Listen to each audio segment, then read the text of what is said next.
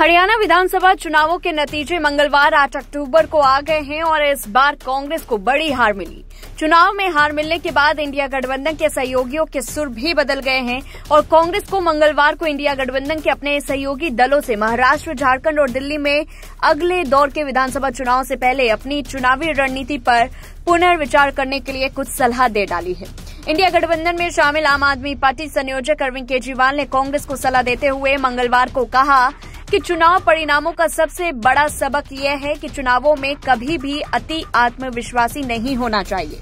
केजरीवाल ने कहा कि देखिए, हरियाणा में चुनाव के नतीजे क्या रहते हैं। सबसे बड़ा सबक यही है कि किसी को भी चुनाव में अति आत्मविश्वासनीय नहीं होना चाहिए। उन्होंने कहा किसी चुनाव को हल्के में नहीं लेना चाहिए।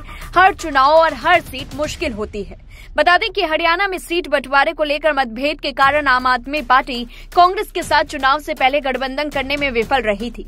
हालांकि शिवसेना नेता प्रियंका चतुर्वेदी ने कहा कि हरियाणा चुनाव के नतीजों का महाराष्ट्र में कोई असर नहीं पड़ेगा, जहां अगले महीने चुनाव होने की संभावना है।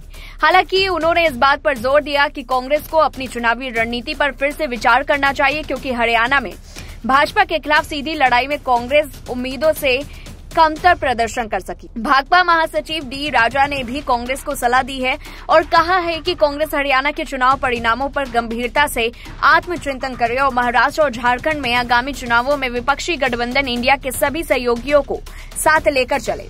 कांग्रेस महाराष्ट्र में सीट बंटवारे के लिए शिवसेना और शरद पवार के नेतृत्व वाली राकांपा के साथ बातचीत कर रही है।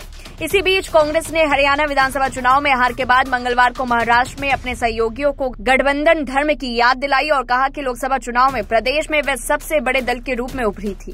पार्टी के नेता ने कहा, मैं याद दिलाना चाहता हूं कि लोकसभा चुनाव में महाराष्ट्र में कांग्रेस पहले स्थान पर थी। गठबंधन का एक धर्म होता है जो आपस की बात होती है, वो एक दूसरे से बोलते हैं, मीडिया के माध्यम से नहीं। उन्होंने यह भी कहा कि महाराष्ट्र में गठबंधन को मजबूत करना हमारा कर्तव्य बनता है और हम अपना साथी दलों के बारे में कुछ नहीं कहेंगे। कांग्रेस की हरियाणा इकाई के प्रमुख विधानसभा अध्यक्ष और पूर्व उप मुख्यमंत्री उन प्रमुख नेताओं में शामिल हैं जो हरियाणा विधानसभा चुनाव में अपनी सीट पर हार गए।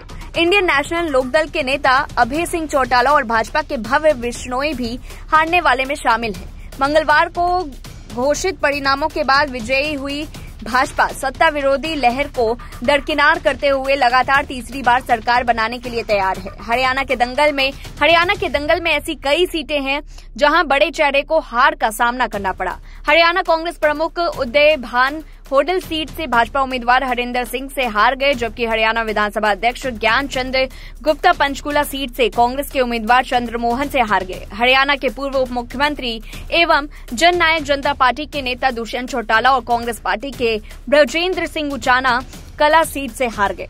इस पूरी रिपोर्ट को लेकर के आपकी क्या कुछ राय है, कमेंट बॉक्स में बताएं। तब तक के लिए देखते रहिए लाइव टीवी न्यूज।